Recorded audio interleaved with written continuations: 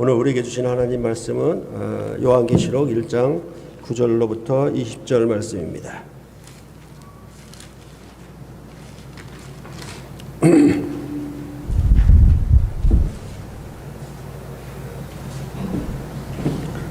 한 절씩 교대로 봉독해 올리겠습니다. 나 요한은 너희 형제요 예수의 환난과 나라와 참음에 동참하는 자라. 하나님의 말씀과 예수를 증언하였으므로 말미암아 밤모라 하는 섬에 있었더니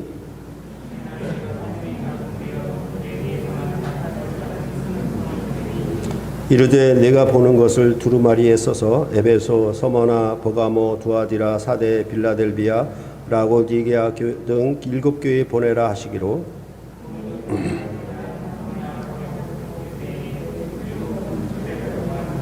촛대 사이에 인자 같은 이가 발에 끌리는 옷을 입고 가슴에 금띠를 띠고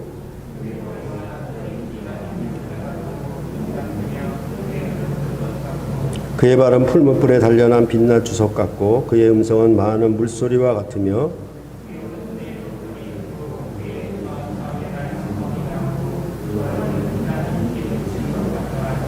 내가 볼 때에 그의 발 앞에 엎드려져 죽은 자 같이 되매 그가 오른손을 내게 얹고 이르시되 두려워하지 말라. 나는 처음이요 마지막이니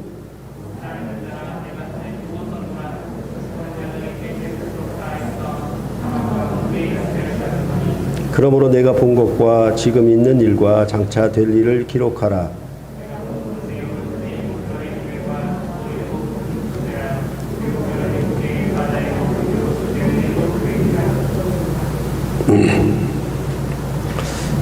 요한계시록은 한마디로 예수 그리스도의 계시다라고 보시면 되겠습니다.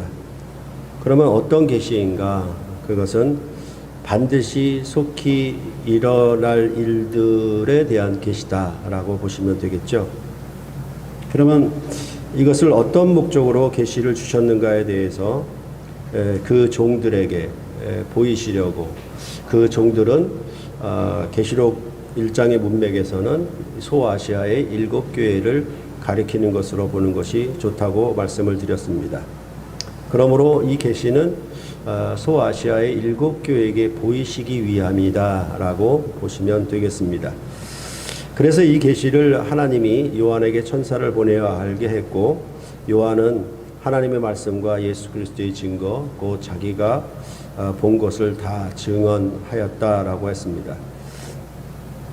그러면 그 증언은 그냥 구두로 없어지는 것이 아니라 사실은 기록된 말씀이다라고 보시면 되겠습니다.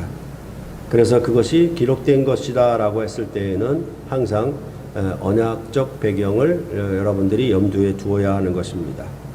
그렇기 때문에 요한계시록은 이 예언의 말씀을 읽는 자와 듣는 자들과 그것을 그 가운데 기록한 것을 지키는 자들이 복이 있다라고 언약서의 조건문 형태를 그대로 가져와서 말씀을 하고 있다라고 여러분께 말씀을 드렸습니다. 이렇게 요한계시록의 그 언약적인 성격, 계시적 묵시적 성격을 1장 1절로부터 3절에 말을 한 후에 이것은 다시 그 요한계시록 끝에 22장 6절로부터 7절에 반복을 하고 있습니다. 또 그가 내게 말하기를 이 말은 신실하고 참된지라. 주 곧 선지자들의 영의 하나님이 그의 종들에게 반드시 속히 되어질 일을 보이시려고 그의 천사를 보내셨도다. 보라, 내가 속히 오리니 이 두루마리의 예언의 말씀을 지키는 자는 복이 있으리라 하더라. 이렇게 요한계시록의 맨 앞과 맨 끝에서 이 요한계시록의 말씀이 언약적인 성격을 가지고 있음을 분명히 나타내고 있습니다. 그럴 때에 그 앞에와 뒤에가 조금 달라지는 것은 뭐냐면 이게 언약서의 성격이기 때문에 언약을 처음 체결할 때도 오셔야 되고, 그 다음에 언약을 마지막으로 완결할 때, 완성할 때도 오셔야 되는 거예요. 그러니까 마지막에는 속히 오신다라는 내용을 가지고 얘기를 하는 거죠.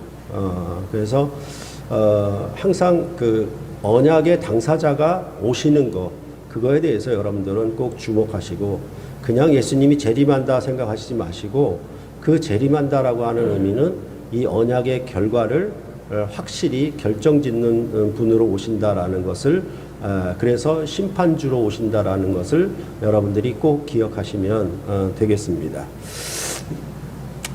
그러할 때 높아심에서 말씀을 드리지만 예배의 설교는 언약의 선포이기 때문에 전하는 자는 하나님의 말씀을 유의하게 자세히 살펴서 전해야 하는 것입니다.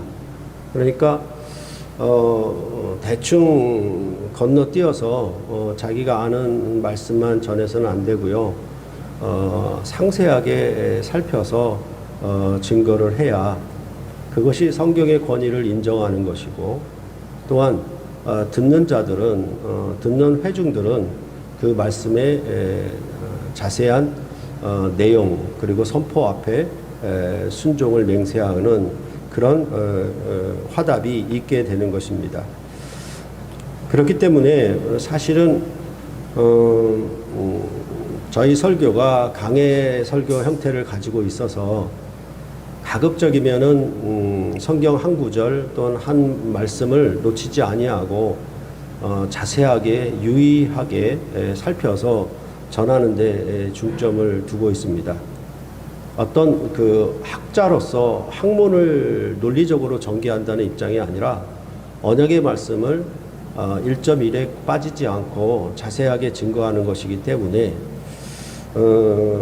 그 일에 여러분들이 집중해서 더욱 마음을 기울여서 들어야 할 것이고, 우리가 요즘 보는 이사야서에서 말씀했던 것처럼 이스라엘 백성이 노략질 당하고 멸망을 당하게 된 원인 중에 하나는 하나님의 목자들, 즉 여호와의 종들이 이 말씀을 유의하게 살피지 못하여 자기들도 맹인이고 듣는 이스라엘 백성도 맹인을 만들었기 때문에 결국은 노략을 당했다라고 그렇게 말하는 것을 우리가 더욱 유념해서 마지막 때에 하나님의 나라인 신약 백성들은 더더구나 하나님의 지혜와 총명의 신이 우리에게 성령으로 부어졌기 때문에 이 말씀의 모든 부분들을 어찌 보면은 속속들이 알 수 있고 또한 깨달을 수 있도록 복 주셨으니까 여러분과 제가 이 말씀을 유의하게 살펴서 이 언약의 말씀을 읽고 듣는 자들로 또 함께 지켜서 복을 받는 그런 영광의 백성들이 되기를 바라는 것입니다. 요한이 소아시아 7교회에게 편지함으로 알게 하였기 때문에 1장 4절로 8절은 편지의 인사글 형식을 취하였습니다.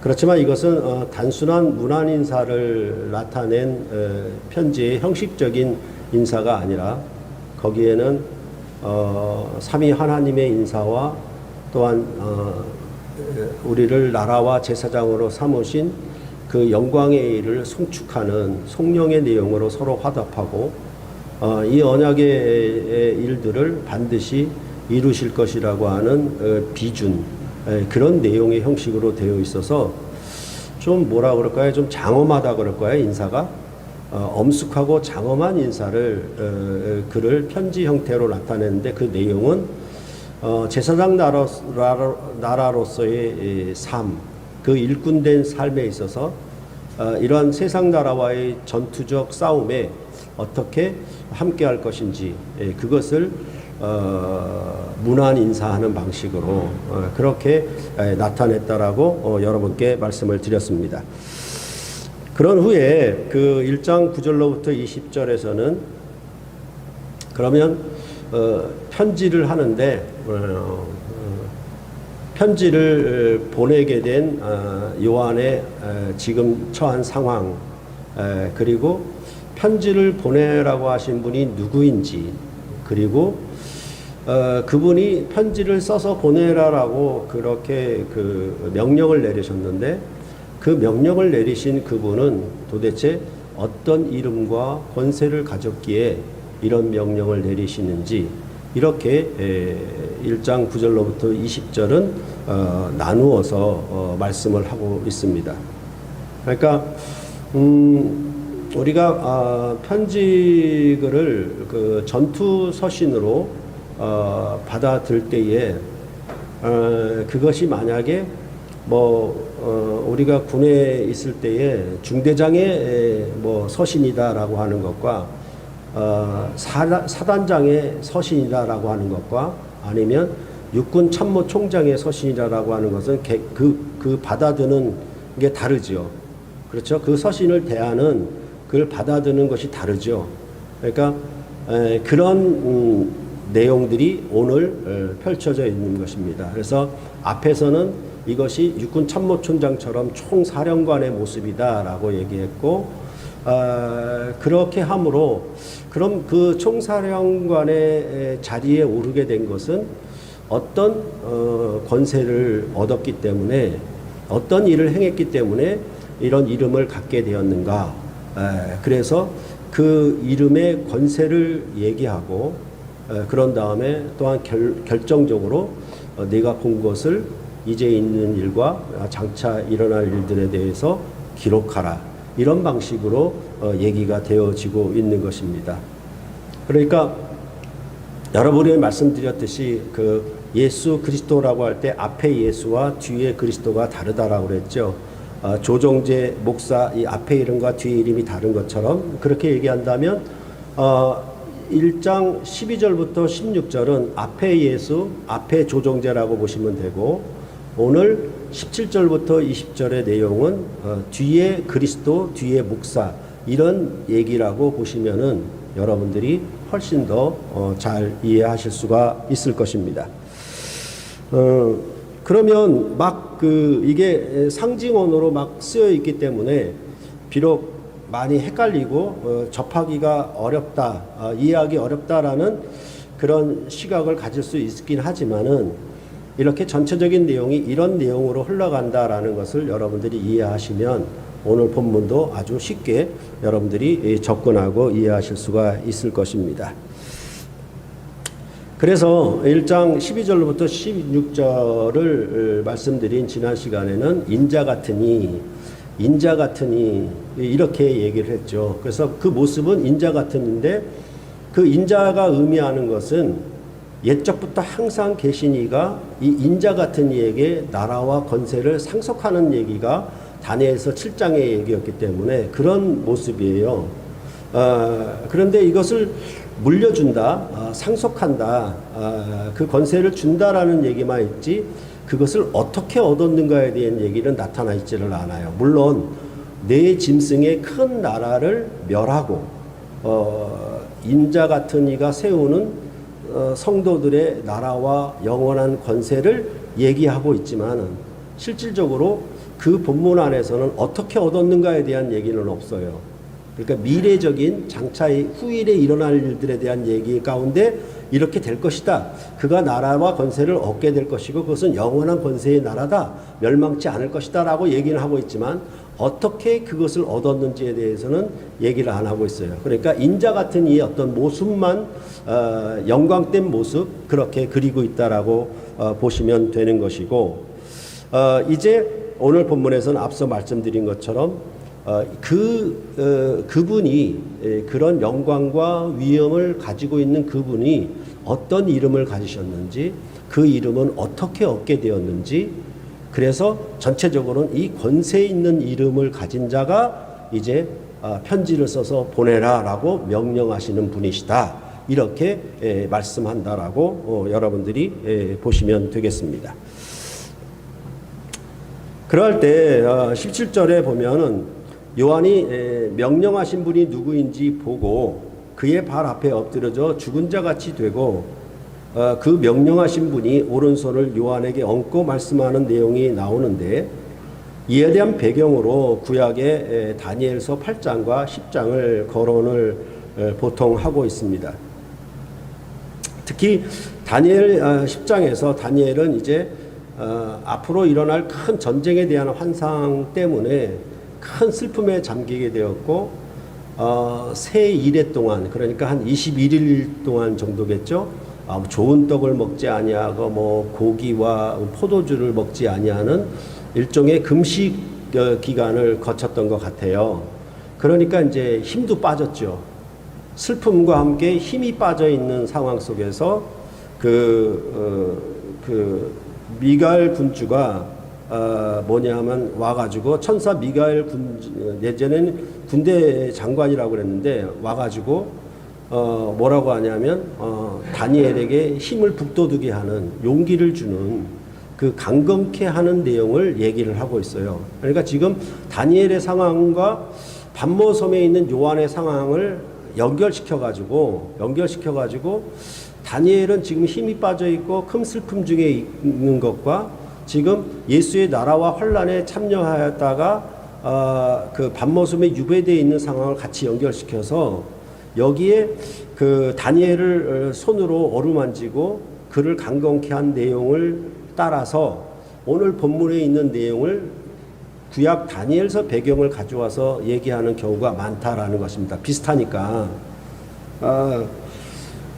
그런데 말씀드린 것처럼 이 다니엘서에는 그러니까 그 영광된 모습, 그러니까 총사령관의 우리가 1장 12절부터 16절에 보았던 그 모습, 영광된 인자 같은 이의 모습, 그 다음에 이제 권세를 얘기하는 방식으로 이런 흐름이 이어지고 있는데 앞에 12절부터 16절의 흐름은 다니엘서는 없어요. 없기 때문에 그 문맥의 흐름이 다니엘서를 가져오기가 조금 어렵게 볼 수 있다라고 저는 생각을 하고 있습니다. 그래서 17절에도 보면은 두려워하지 말라 나는 처음이요 마지막이니 라는 말씀이 나오니까 이에 대한 구약 배경으로 또 이사야서 41장 4절 10절 그리고 44장 6절로부터 8절 48절로부터 12절부터 14절을 인용하는 분들이 많이 있습니다. 그리고 이제 저도 과거의 설교를 보니까 98년도 설교에 이 이사야 본문을 그대로 가져와 가지고 처음이요 마지막이다 라고 하는 말씀을 그대로 푼 적이 있었어요.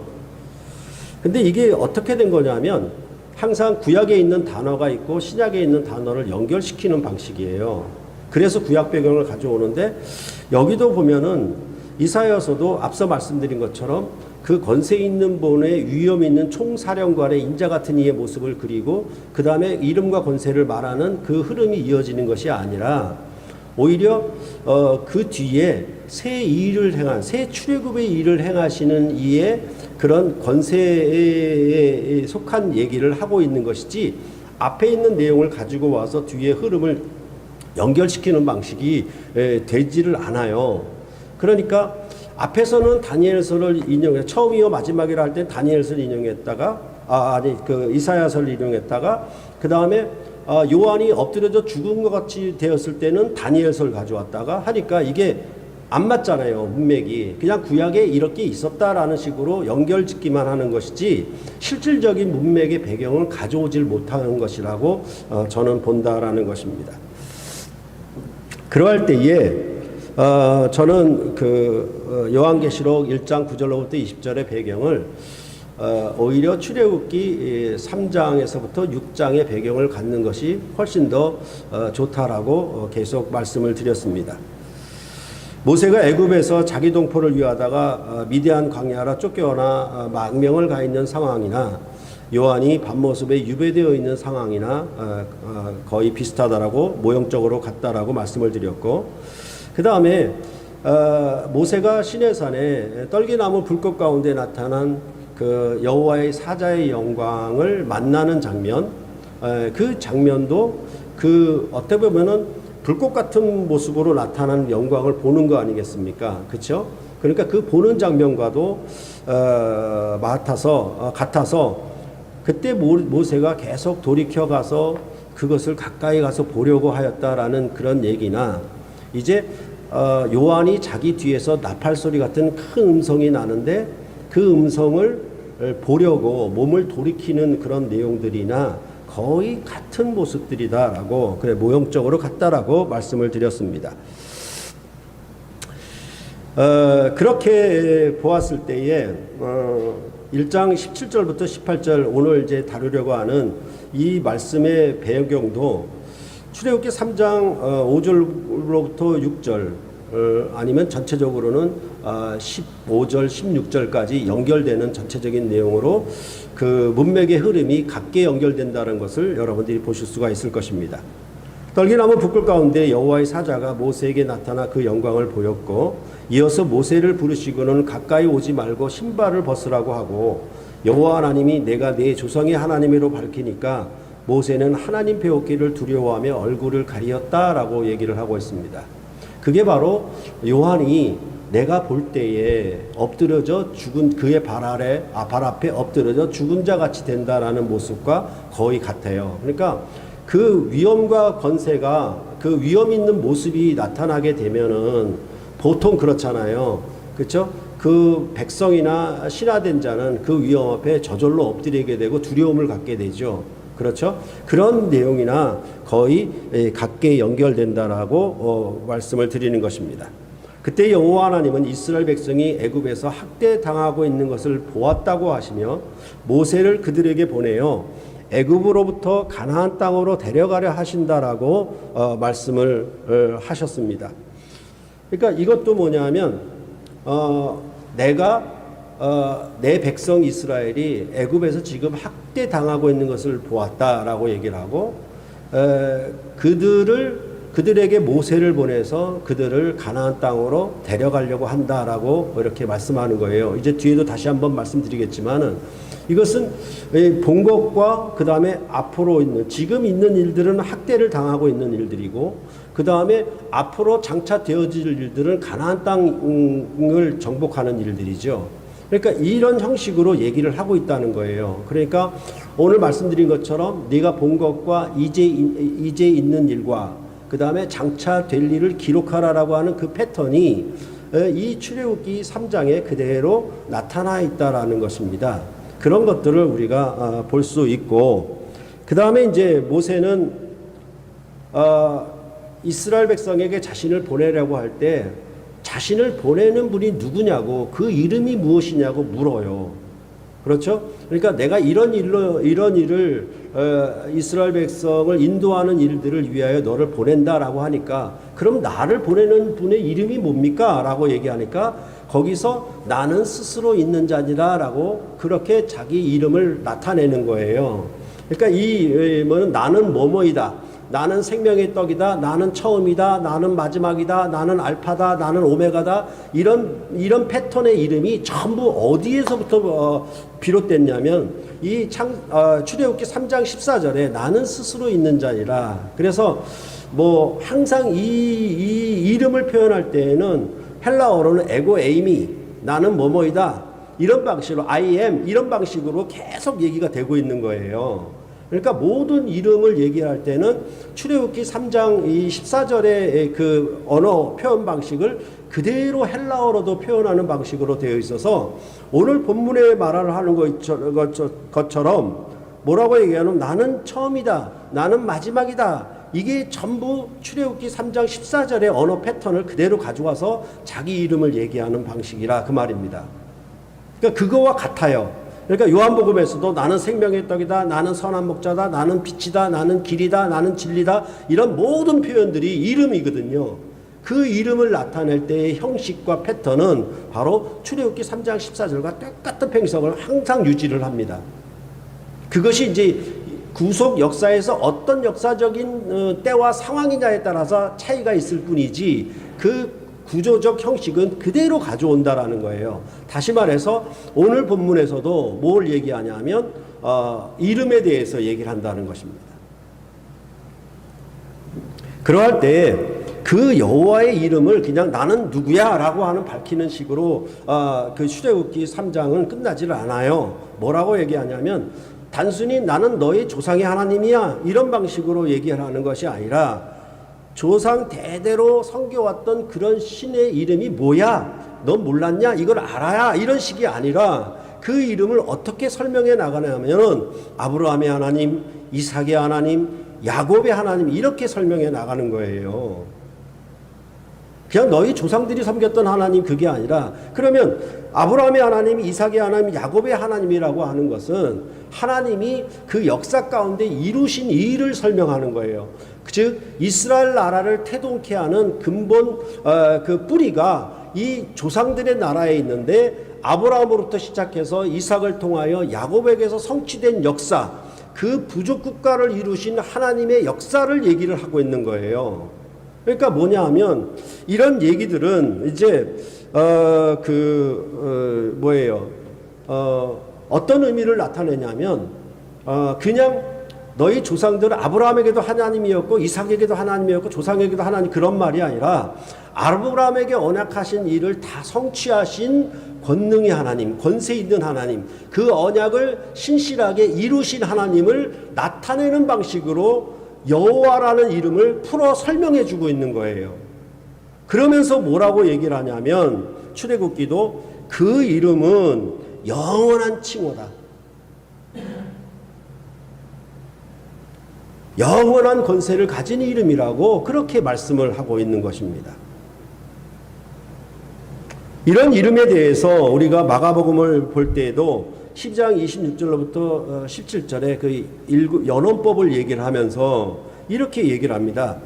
그 부활이 있느냐 없느냐에 대해 사두개인이 물었을 때 예수님이 답변하는 내용 가운데 이렇게 말을 하는데, 죽은 자가 살아난다는 것을 말할진대 너희가 모세의 책 중 가시나무 떨기에 관한 글에 하나님께서 모세에게 이르시되 나는 아브라함의 하나님이요 이삭의 하나님이요 야곱의 하나님이로라 하신 말씀을 읽어보지 못하였느냐.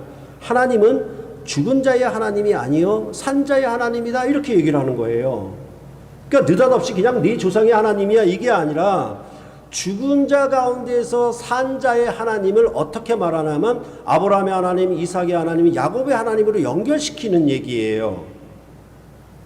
그러면 이 아브라함의 하나님, 이삭의 하나님, 야곱의 하나님은 어찌 보면 풀어 쓴 설명인데, 그 설명을 뭐라고 얘기하냐면 죽은 자의 하나님이 아니라 산 자의 하나님이다, 이렇게 얘기하고, 그런 이름은 어떤 이름이라면 출애굽기에서 얘기할 때 영원한 칭호, 영원한 이름, 이렇게 말하는 방식과 같지요. 그러니까 죽은 자 가운데 산 자의 이름을 가진 거예요. 그러니까 죽음을 이긴 권세 있는 이름이 바로 아브라함과 이삭과 야곱의 이름이라, 하나님의 이름이라고 말씀하는 것이죠. 그것은 여러분에게 말씀드렸던 것처럼 아이를 생산할 수 없는 죽은 것과 방불한 사라와 아브라함의 몸에서 새 생명을, 이삭을 낳게 한 역사, 그 일들을 가리켜서 전체적으로 그 권세 있는 하나님을 말하는 방식과 연결시켰단 말입니다.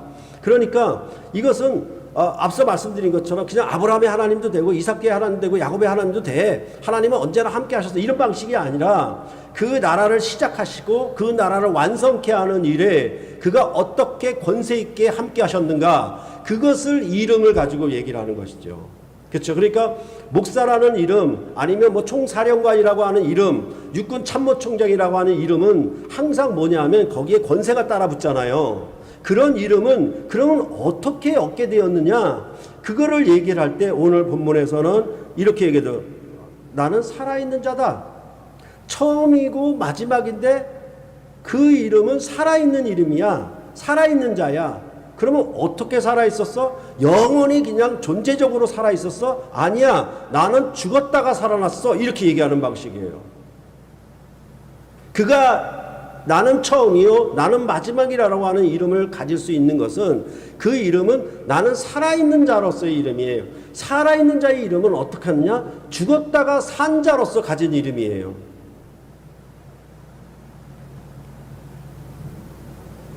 그것에 대해서 뭐라고 얘기하냐면 이제 세세토록 살아있어, 이렇게 말씀하는 거죠. 다시 말해서 나는 처음이요 나는 마지막이다 라고 했을 때 그 이름을 풀면은 나는 살아있는 자의 이름이야. 그 살아있는 자는 처음부터 죽지 않고 살아있었어, 그런 말이 아니라 죽었다가 살아난 이름이야, 이렇게 얘기를 하고, 그러므로 나는 이제 세세토록 살아있는 이름이야, 이렇게 얘기하는 방식이에요. 이것은 출애굽기가 여호와의 이름을 얘기할 때 아브라함의 하나님, 이삭의 하나님, 야곱의 하나님 얘기하고 그 이름은 영원한 칭호다, 이렇게 말씀하는 그 흐름과 아주 맞닿아 있다라는 얘기입니다.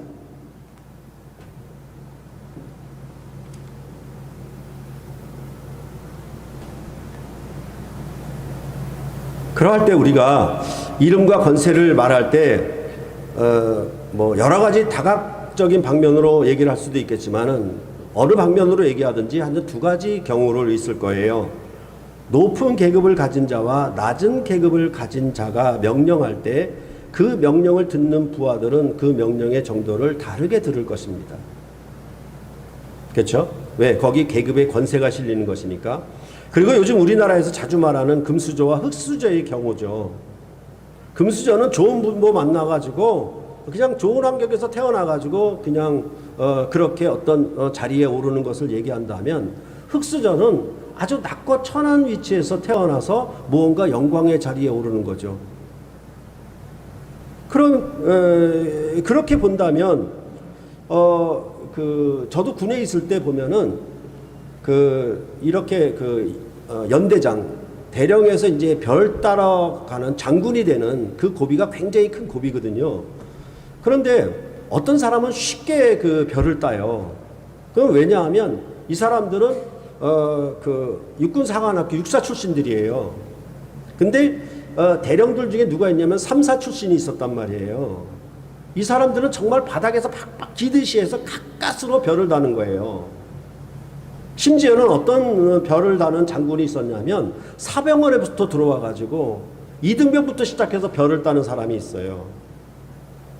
그러니까 이 좋은 배경과 좋은 가문을 가지고 태어난 사람들이 장군에 오르는 거와 밑바닥에서부터 하나하나 거치면서 모든 고초를 다 겪으면서 그 장군에 오르는 것은, 그것을 알게 되었을 때 그 장군의 똑같은 별 하나가 명령을 내리는 것이지만, 듣는 부하로서는 어디가 더 권위가 있게 되냐면, 모르겠어요. 백을 중시한다라면 그렇게 얘기할 수 있겠지만은, 저 같으면은 밑바닥에서부터 흙수저로 태어나서 별자리에 오르는 그 장군의 명령을 더 크게, 더 위험 있게 들을 겁니다.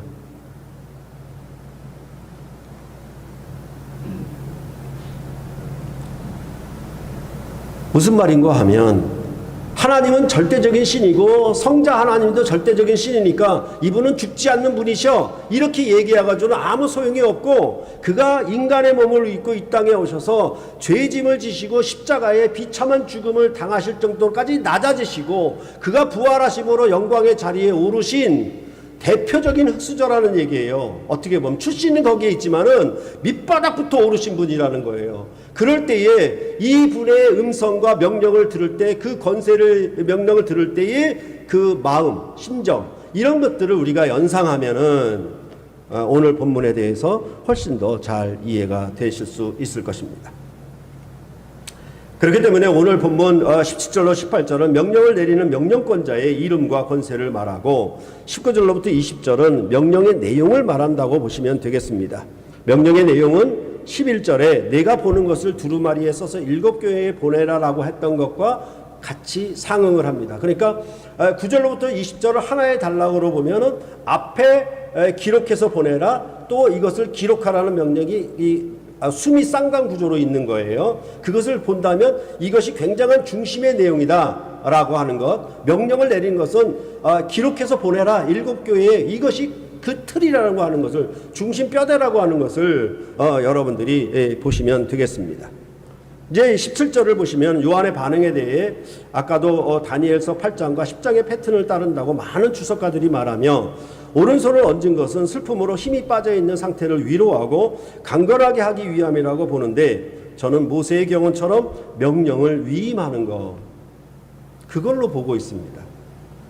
그렇죠. 그럴 때에 그 명령을 위임할 때 너는 가까이 오지 말아라, 너 신발을 벗어라 라고 모세에게는 그런 관계였지만은, 여기서는 요한에게 오른손을 얹어서 위임하는 것을 말한다고 보는 것이 훨씬 더 낫다라고 생각을 하는 것입니다. 그렇기 때문에 요한에게 권위를 나타내는 오른손을 얹고 명령을 내리는 것은 결국은 여호와가 모세에게 명령을 내리는 그런 관계와, 지금 여기서 오른손을 요한에게 얹어서 명령을 내리는 그 차이, 그 권위와 그 권세의 차이를 여러분들이 읽어내실 수 있다면 참으로 좋다라는 것입니다. 이런 명령을 내리는 분이 12절로부터 16절에서는 인자 같은 이인데 17절에서는 그 이름을 나는 처음이요 마지막이니라고 나타냅니다. 이 이름은 21장 6절에서도 또 내게 말씀하시되 이루었도다 나는 알파와 오메가요 처음과 마지막이라. 다 똑같은 말이거든요. 그런데 여기 21장은 마지막 부분이니까 모든 것을 완성하는 부분이니까 뭐가 앞에 있습니까? 이루었도다가 나오는 거예요. 어떻게 보면 오늘 1장에서는 시작하는 부분이라고 할 수도 있겠지요. 같은 이름이라 하더라도. 그런데 21장에 같은 이름을 가져오면서도 그 배경은 뭐냐 하면 이루었도다. 이렇게 얘기하는 배경에서 알파와 오메가를 가져온다라는 것을 여러분들이 주목하시면 되겠고, 역시 22장 13절에서도 나는 알파와 오메가라 처음과 마지막이요 시작과 마침이라. 그러니까 똑같은 언어를 3번 삼중적으로 반복하는 거예요. 성경은 항상 아브라함과 이삭과 야곱의 하나님, 삼위일체 이런 방식으로 그렇게 이 삼중적인 삼의 의미를 굉장히 중요하게 여기죠. 그렇죠? 그런 방식으로 3번 반복함으로 훨씬 더 강조적으로 이것의 완성, 이 일에 대한 시작과 완성을 주관하는, 그걸 주권적으로 이루시는 그 역사적 완성을 이렇게 3번 반복함으로 완전히 방점을 꽝 찍는 방식으로 22장에서는 얘기하는 것이 바로 그 이름을 나타내는 방식이었습니다. 그렇기 때문에 이 표현들은 예언의 성취와 구원 및 세상사를 절정에 이르게 하는 하나님의 언약의 신실하심과 완결, 이런 것을 얘기를 할 때 이 이름을 나타내고 있는 것입니다. 이것은 마치 아브라함에게서 시작한 이스라엘 나라를 야곱에게서 완성한 것처럼 태초로부터 종말에 이르기까지 구원 역사를 완성하시는 이름이다. 이렇게 자기 이름을 나타내고 계시는 것입니다. 근데 그 이름을 풀어서 설명하면은 곧 살아있는 자라라고 말씀할 수 있고, 이 일은 구약의 하나님을 살아계신 하나님으로 부르던 호칭이었습니다. 그런데 이 이름은 신이나 절대자로서 죽지 않고 항상 살아있는 히랍이나 철학의 아니면 이방 종교의 그런 신을 말씀하는 것이 아니라 내가 전에 죽었었노라 볼지어다 이제 세세토록 살아있어 라고 하는 말이 살아있는 자를 꾸며주는 말이에요. 내가 살아있는 자의 이름을 가지게 된 것은 전에 내가 죽었었어, 이제 세세토록 살아있어, 그래서 살아있는 자의 이름이야, 이렇게 본문은 말씀해주고 있는 것입니다. 그것은 바로 그가 친히 죽음을 맛보시고 죽음을 이기시고 얻은 이름이다 라고 말씀하고 있는 것입니다. 앞서 말씀드린 정말 밑바닥까지 내려가서 그 밑바닥에서부터 올라오신 영광을 얻으신 그 권세를 얻으신 이름이다 라고 오늘 본문은 말씀을 하고 있고, 그 권세적인 표현을 어떻게 얘기하냐면 사망과 음부의 열쇠를 가졌다, 이렇게 얘기를 하고 있는 것입니다. 그러니까 우리도 이런 말을 많이 쓰잖아요. 그 경기의 키 멤버는 누구야? 그 경기를 좌우할 수 있는 키 멤버는 누구야? 이렇게 얘기를 하잖아요. 그렇죠? 그 게임을 좌우할 수 있는 멤버는 누구야? 그걸 키된 멤버라고 얘기하듯이 열쇠를 가지신 분이라고 얘기를 하는 거예요.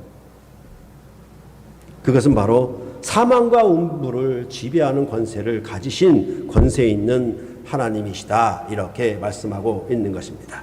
이런 열쇠적인 배경은 이사야서 22장 2절을 가져올 수 있는데, 내가 또 다윗의 집의 열쇠를 그의 어깨에 두리니 그가 열면 닫을 자가 없겠고 닫으면 열 자가 없으리라. 마태복음 16장에도 나오죠. 그렇죠?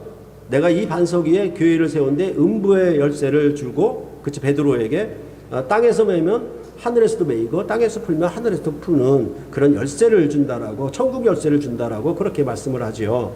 예, 그럴 때에 여기에 그 다윗의 열쇠죠. 다윗 집의 열쇠인데, 이것도 이제 사실은 그 정권을 주는 거예요. 어떤 정권, 그렇죠? 우리가 정권을 차지했다라고 하는 것처럼 다윗 집이 얻는 정권을 얘기하는, 권세를 얘기하는 방식이죠. 그것을 다윗 집의 열쇠를 주었다라고 말씀하는 방식이거든요. 그럴 때에 우리는 이런 표현들에 대해서 우리가 익숙하게 알 수 있는 것은, 마치 백혈병에 걸렸다가 낫게 된 자가 있으면 그 사람은 백혈병의 열쇠를 가진 자라고 할 수가 있겠지요. 그렇죠? 왜? 백혈병을 이겼으니까 권세 있는 열쇠를 가진 자가 될 수 있는 것이라고 우리가 그렇게 부를 수 있는 것과 같다라는 것입니다. 출애굽기에서 여호와의 이름을 아브라함과 이삭과 야곱의 하나님으로 또 그의 이름을 영원한 칭송으로 불렀던 것과 같은 맥락인데, 그때는 아브라함의 언약을 성취하여 이스라엘 나라를 출범시킬 때의 이름이지만 죽은 자 가운데서 부활하심으로 모든 구속 역사를 최종적으로 성취하사 메시아의 나라를 출범할 때의 그 이름의 권세는 차등을 두어야 한다라는 얘기입니다. 이를 보다 더 잘 이해하자면 현재 우리 가운데 자주 사용되는 끝판왕이라는 표현을 생각하면 돼요. 여기에 권세 있는 이름은 끝판왕이에요. 즉 하나님이 창조로부터 종말에 이르는 모든 역사 가운데 그 이름을 얻으신 권세 있는 이름의 끝판왕이 뭐냐 하면 뭐예요? 나는 죽었었노라, 나는 살아있다, 그리고 세세토록 살아있는 그런 나는 처음이요 마지막이다라는 이름이 이 모든 역사의 절정의 고수, 나는 끝판왕의 이름을 가진 절정의 권세를 가진 그런 이름이다라고 표현하는 방식으로 여러분들이 이해를 하시면 됩니다. 이것에 대해서 우리가 풀어서 설명한다면 1장 5절을 가져올 수 있는데, 충성된 증인으로 죽은 자들 가운데서 먼저 나시고 땅의 임금들의 머리가 되신 예수 그리스도, 이분의 권세 있는 이름이에요. 그래서 이전에는 다윗의 집을 열고 닫는 열고 닫는 열쇠를 가진 권세를 가지고 있었기는 하지만 사망과 음부를 닫고 여는 그런 열쇠를 가진 권세 있는 이는 말하지를 못했어요. 그러니까 구약의 위대한 왕들, 이스라엘의 괜찮은 왕들은 다 마지막이 뭐냐면 열조의 무덤에 들어가는 거예요. 그게 뭐냐면 잘된 왕이에요. 근데 열조의 무덤에도 들어가지 못한 왕은 마치 뭐예요? 우리나라의 세조나 뭐 이렇게 그 조자 이름이 들어가는 그 이상하네, 제 이름이. 이렇게 하여튼 그런 좀 나쁜 왕들은 열조의 무덤에 들어가지 못했다라고 얘기하는데, 근데 그 왕들은 다윗집의 열쇠를 가지고 있긴 하지만 무덤을 열고 닫는 권세를 가지고 있지 못했다는 것을 의미하는 거예요. 그런데 여기서는 뭐라고 얘기하냐면 사망과 음부의 열쇠를 가진 그런 권세 있는 이름이다, 이렇게 말씀하고 있는 것입니다. 그렇게 할 때 이 사망이 어디에 들어가냐면 음부라고 하는 영역에 들어가요. 그 음부라고 하는 것을 구약에서는 어떤 개념이냐면 바다의 개념을 가져와요. 홍해바다처럼 애굽의 모든 군대가 바다에 죽어서 들어가잖아요. 그럼 바다는 영역이고 죽은 자들은 거기에 들어가는 거죠. 그러니까 사망과 음부의 열쇠를 가졌다는 것은 뭐냐 하면 이제까지 사망한 자들은 전부 음부에 들어가는 거예요. 그런데 이 사망과 음부의 열쇠를 가졌다라고 하는 것은 결국 뭐라고 하냐면 이제 계시록 20장 13절로부터 14절에 뭐라고 얘기하냐면 바다가 그 가운데에서 죽은 자들을 내주고 또 사망과 음부도 그 가운데서 죽은 자들을 내주매 각 사람이 자기의 행위대로 심판을 받고 사망과 음부도 불못에 던져지니 이것은 둘째 사망 곧 불못이다, 이렇게 얘기를 하는 거예요. 결국은 뭐냐 하면 이 사망과 음부의 이 모든 악한 영역을 전부 심판한다는 얘기예요. 그게 뭐냐 하면 사망과 음부의 열쇠를 가지시니 이것을 요한계시록에서 역사적으로 설명하는 위대한 가장 큰 끝판왕의 이름을 여기서 얘기를 하고 있다라고 여러분들이 보시면 된다라는 것입니다. 그럴 때 그 이름을 얻으시면은 죄가 없음에도 하나님 아버지를 죽음에 이르도록 순종하사 충성함을 통하여 얻으신 이름. 그렇죠? 그게 존재적인 이름이 아니라 역사적 성취를 통해서 얻은 이름이에요. 정말 거긴 자부심이 있고 자긍심이 있고 정말 놀랍고 권세 있는 이름을 이렇게 표현하는 방식인 것입니다. 이것은 다니엘서 7장 13절로부터 14절에서 인자 같은 이에게 옛적부터 항상 계신 이가 권세와 나라와 영광을 주고 그 권세는 소멸되지 아니하는 영원한 권세요 그의 나라는 멸망하지 아니할 것이라는 말씀의 성취입니다. 이를 따라서 요한계시록 1장 12절로부터 12절에도 인자 같은 이의 모습을 얘기를 했고 그 다음에 17절부터 18절에 그 권세 있는 이름을 어떤 권세인지에 대해서 얘기를 하고 있는데 그 권세 있는 나라는 다니엘서 입장에 보면 후일에 먼 오랜 후에 일어날 일들에 대한 권세 있는 나라를 얘기하는데 여기서는 뭐냐면 때가 가까움이라 얘기하고 있는 것처럼 그가 죽으심과 부활로 얻으신 이름, 이제 이루어진 성취된 이름을 여기서 그 권세를 통해서 말씀하고 있는 방식입니다. 바로 이런 권세 있는 분이 이제 명령을 하시는 거예요. 이 이름을 가지고. 그게 바로 19절입니다. 그러므로 내가 본 것과 지금 있는 일과 장차 될 일을 기록하라. 많은 주석가들은 이 구절이 요한계시록의 주제 구절이요, 그 내용을 구분하는, 전체적 내용을 구조적으로 구분하는 기준이 된다라고 보고 있습니다. 저도 예전 여름 사경회 때 요한계시록을 강론하면서 이런 방식을 따라서 요한계시록 전체를 보았던 적이 있었습니다. 그래서 이것은 뭐냐면, 그 특징이 뭐냐면 이것은 역사적인 시간, 연대기 방식으로 이 말씀을 이해하는 거예요. 그러니까 내가 본 것은 과거, 이제 있는 일은 현재, 장차 일어날 일들, 될 일들은 미래. 과거, 현재, 미래 방식으로 역사적인 시간 순서를 따라 배열해서 그 역사적인 시간 순서가 요한계시록 전체에 나타나고 있다라고 그 내용을 보고 있는 거예요. 이런 것을 주장하는 분들이 굉장히 많죠, 현재도. 근데 이 견해는 이제 비교적 예전 주장이 되고 말았죠. 왜냐하면 그러면 1장에서 환상을 본 것, 그것은 과거고, 지금 2장과 3장의 소아시아 7교회는 이제 있는 일이고, 그 다음에 4장 이후로부터 나타나는 일은 장차 될 일이라고 그렇게 역사적으로 구분을 했는데, 그렇게 구분을 했는데 4장 이후의 내용을 보면 거기에도 과거, 현재와 미래가 다 섞여 있어요. 미래에 속한 일만 나오는 게 아니라. 그러니까 이게 시간 순으로, 역사 순으로 이어서 본다라고 하는 것이 합당하지 않다라고 그렇게 반박을 하는 것입니다. 그리고 이러한 견해는 뭐냐면, 앞에서는 11절과 19절이 서론과 결론으로 수미 쌍방 구조로 이렇게 맞닿아 있다라고 말씀을 드렸잖아요. 그럴 때 11절에는 뭐냐면 네가 보는 것이라고 하면서 현재형을 써버려요. 거기에는 뭐냐면 과거와 현재와 미래 표현이 없어요. 그냥 내가 보는 것을 써서 두루마리에 써서 보내라 이렇게 얘기를 하고 있거든요. 그러니까 이것은 9절로부터 20절에 있는 문맥에서도 이것을 과거와 현재와 미래로 나누는 역사적인 기록 방식으로 나누는 것은 옳지 않다라는 것을 반박하는 근거가 되고 있는 것입니다. 11절에서는 그렇게 말씀을 했고요. 그랬을 때 저는 어떻게 보냐면, 내가 본 것을 지금 있는 일과 장차 될 일로 풀어서 설명한다. 내가 봤는데 그게 뭐냐? 이제 있는 일과 장차 될 일을 본 것이다. 이렇게 저는 풀어서 보는 것이 비교적 옳다라고 생각을 합니다. 그 내가 본 것을, 왜냐하면 다시 20절에서 내가 본 것을 내 오른손의 7별의 비밀과 또 7 금촛대라고 풀어주기 때문에 그래요. 그렇죠? 그러니까 19절을 내가 본 것에 대해서 20절에 다시 풀어 확대 설명하고 있는데, 거기서는 뭐라고 얘기하냐면 내가 본 것을만 얘기를 해요. 그럴 때 7별은 7교회의 사자, 곧 천사를 가리키는 말이고, 7촛대는 7교회라고 분명히 20절에서 더 상세하게 풀어주고 있습니다. 그러니까 9절로부터 20절에 요한이 본 환상의 결론은 사실은 뭐냐 하면 비밀이에요. 그러니까 예수 그리스도의 계시, 반드시 속히 일어날 일, 이런 모든 말들이 한마디로 모은다면 뭐냐 하면 20절의 비밀이에요. 비밀.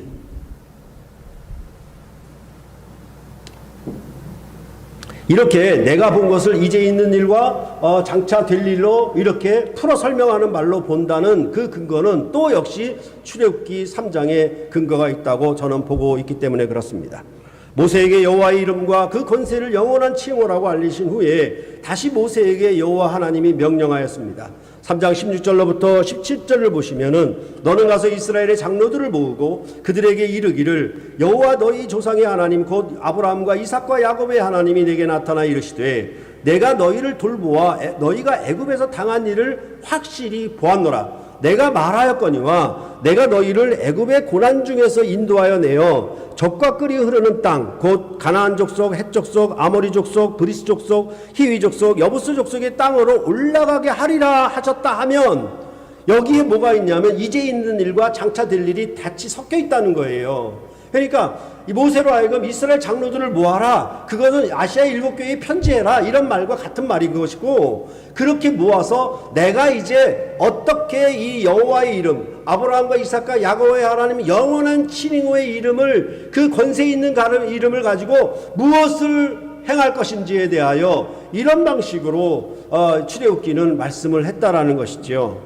그래서 그것을 다시 이제 우리가 풀어서 설명하자면, 여호와 하나님을 떨기나무 불꽃 가운데서 만난 그 음성을 들은 것이 현재 시제이고, 네가 본 것은 이스라엘이 학대를 당하고 있는 현재와 미래의 일을 모두 가리키는 표현과 같다고 볼 수 있습니다.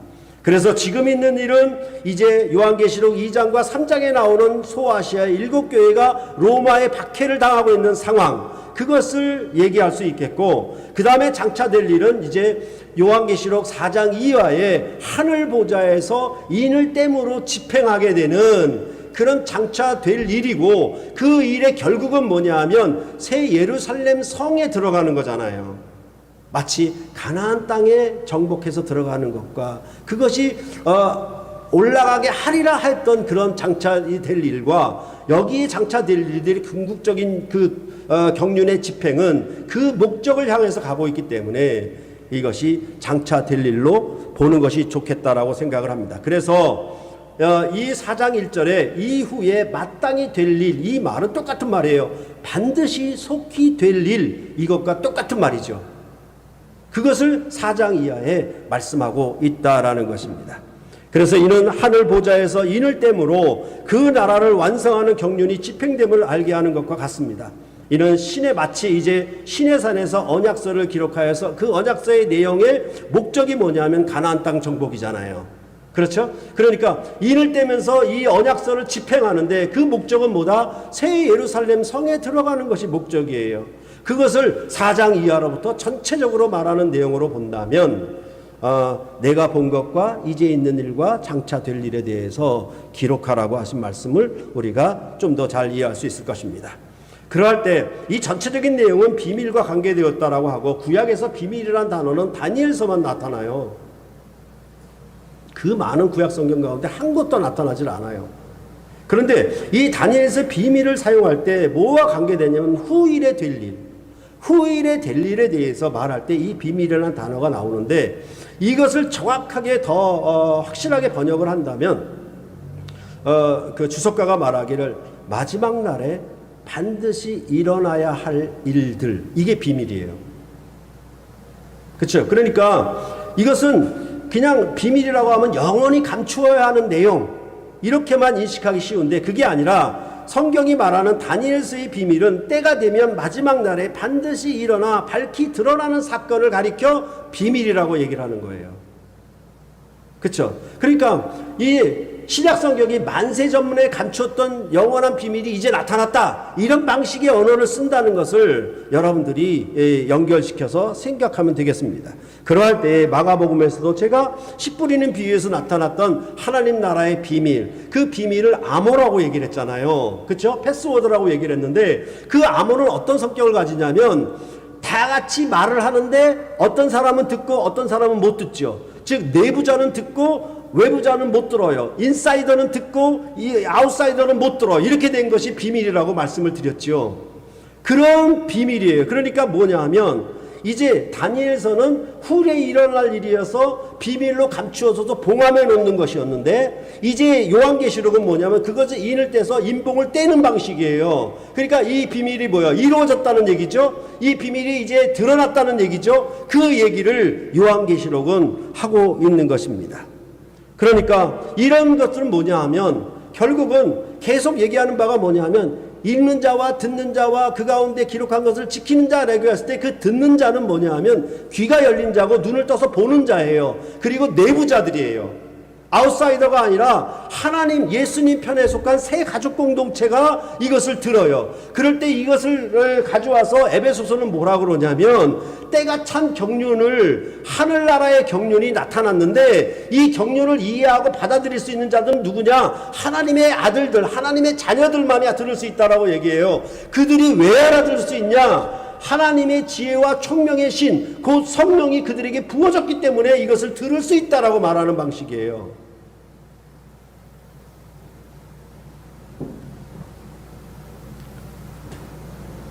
그러할 때 별은 일곱 교회의 사자 곧 천사를 가리킵니다. 일곱 촛대는 일곱 교회를 의미합니다.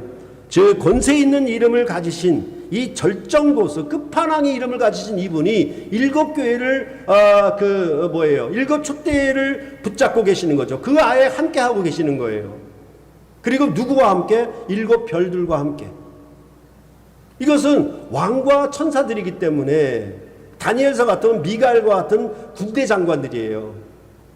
하늘의 군대가 함께하고 있는 거예요. 일곱 교회를. 이런 방식이죠. 이 방식은 항상 나타나요. 그러니까 예수님이 왕으로서의 권능을 가지고 병을 고치고 귀신을 쫓아내는 그런 권능을 행하면 그 권능을 누구에게도 주냐면 제자들에게도 주죠. 제자들도 그 권능을 행하니까 하늘에서 번개가 떨어지는 것을 봤다라고 그렇게 얘기할 정도로 이건 하늘의 싸움인 것을 말씀하고 있는 거예요. 그러니까 이것은 왕과 제자들이 하나의 이들은 군대 장관이 되어서 왕과 군대 장관들이 함께 협력해서 싸우는 그런 형태를 말하는 방식이거든요. 그것을 그대로 가져와서 여기서 뭐라고 얘기하냐면 이 권세 있는 분이 뭐예요? 천사들의 군대들과 이 일곱 교회들을 붙잡고 그들과 함께 한다라고 얘기를 하고 있는 거예요. 그래서 말씀드린 바와 같이 뭐냐면 천사는 교회를 수종드는 하늘의 일꾼들이에요. 여러분들은 왕자들이라고 말씀드렸잖아요. 왕족이라고. 천사들은 시녀니까 우리를 호위하고 우리에게 수종을 들어야 되는 것이에요. 그러니까 일곱 교회의 별들이고 일곱 교회의 일곱 촛대라고 말씀하는 방식이에요. 그러니까 어떤 방식이겠어요? 그러니까 뭐예요? 강원도를 지키는 군인이 있다면 강원도 천사가 있을 것이고 경상도를 지키는 군대가 있다라면 거기 뭐예요? 강원도 천사가 있을 거예요. 그런 것처럼 일곱 교회의 각 교회의 일곱 천사들이 함께하고 있는 거예요. 하늘의 군대들이. 그리고 일곱 교회는 뭐예요? 역사의 현장에서 싸우고 있는 것이죠. 그럴 때 이 권세 있는 이름을 얻으신 이분이 너희와 함께한다. 그리고 너희에게 비밀을 알게 하겠다.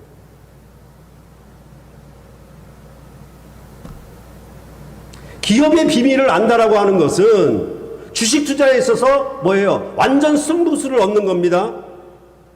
그 기업이 앞에 어떻게 될 것인가?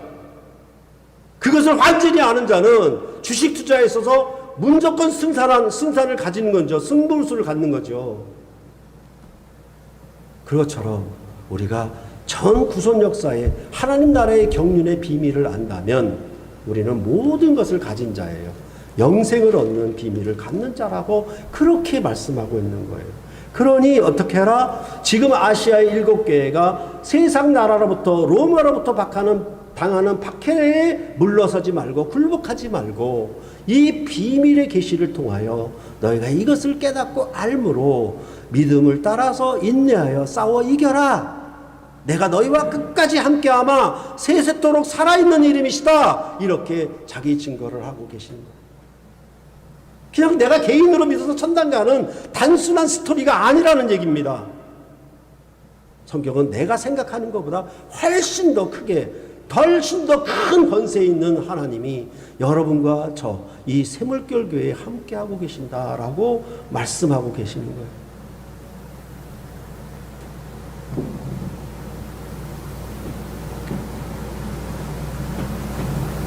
그래서 애굽에서 이스라엘을 인도하시고 바벨론에서 자기 백성과 이방인을 인도하신 출애굽의 역사를 이제 소아시아 일곱 교회를 로마의 박해로부터 건져내어 기필코 새 예루살렘 성에 들어가게 하는 역사적 비밀을 이루실 것이며 이 일에 아무도 그의 교회를 빼앗을 자가 없을 것입니다.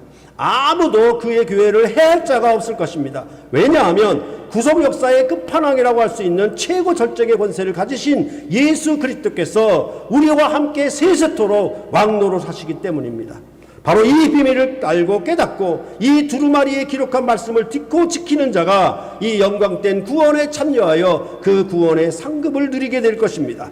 그들은 세상 권력이나 영광 앞에 굴복하지 아니하고 장차 나타날 영광에 참여하게 될 것입니다. 이 비밀을 에베소서에서는 하나님의 신을 하나님의 자녀들에게 부어서 때가 찬 경륜의 비밀을 알게 하셨다고 증거합니다. 이제 있는 일과 장차 될 일의 싸움은 이스라엘의 대적이 아니라 주 예수 그리스도를 대적하는 하늘의 싸움이 될 것입니다. 이 보이지 않는 영들과의 싸움에서 교회가 이 예수님의 권세 있는 이름으로 함께하고 우리를 새 예루살렘에 들어가게 하실 장차될 일에 대한 비밀이 여러분 안에 각인되고 그게 보게 되고 알게 된다면, 그것을 믿게 된다면 여러분들은 이 싸움에 결단코 패배하지 않을 것입니다. 왜냐하면 우리를 붙드시는 분이 보라 전에 죽었었노라 이제 살아있는 자다, 세세토록 살아있어 왕노릇하는 왕권을 가지시는 분이 너희와 함께한다, 이렇게 말씀하고 있는 것입니다. 그러니 참으로 이 비밀을 아는 자는 복이 있는 자죠. 기업의 비밀을 아는 거하고 상대가 되겠습니까? 그게 아니라 하나님의 전 구원 역사의 비밀을 여러분에게 그걸 알게 하셔서 기필코 승리하여 영광의 기업, 하늘 기업을 상속해라, 이렇게 정말로 복이 있는 말씀으로 요한계시록은 우리에게 주어지고 있는 것입니다. 이 생명의 말씀이 여러분에게 늘 함께 하시기를 간절히 바랍니다. 기도하시겠습니다.